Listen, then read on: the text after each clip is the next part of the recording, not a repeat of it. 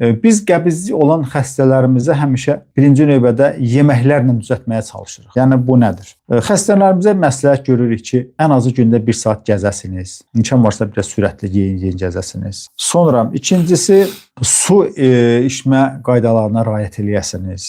Hər bir insan ən azından gündə 1 litrdən və 1 litr 2 litr arası suya içməyinə diqqət eləməlidir. Bu ikincisi.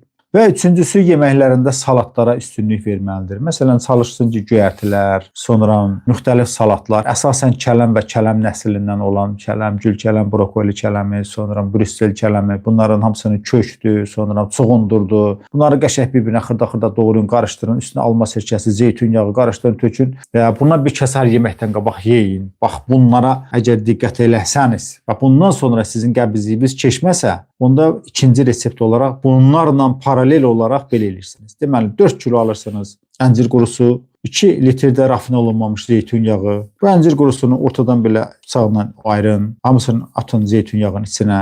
Və bundan gündə 3 dəfə yeməkdən əvvəl 2 ədəd əncir götürüb yeyirsiniz. 2 ədəd qabıq da elə 2 ədəd ənciri yəni 4 hissəsində belə deyərdim ki, götürüb bundan yeyirsiniz və yemək yarım saat, 1 saat sonra da yeməyinizi yeyirsiniz. Bəzi insanlarda birinci yeməkdən sonra düzəlir. Bəzi insanlar yemək yedikdən sonra dediyim hərəkətləri də eləyəndən sonra, əncir də yeyəndən sonra da düzəlmir. Onda bax, düzəlməyən insanlara aşağıdakını da dediyim resepti tətbiq edə bilərsiniz. Deməli, 400 qram alırsınız kətan toxumu, 400 qram alırsınız chia toxumunun tozunu, elə balaca-balaca toz şəklindədir. 200 qram alırsınız bağ yarpağının toxumunun tozunu, 200 qram alırsınız Pakistan moringası. Hamısını toz şəklində bir-birinə qarışdırın. Gündə 3 dəfə yeməkdən əvvəl, yəni yarım saat əvvəl buna 1 çay qaşığı atın ağzınıza, üstdən 1 stəkan da su için. Əssalam inşallah.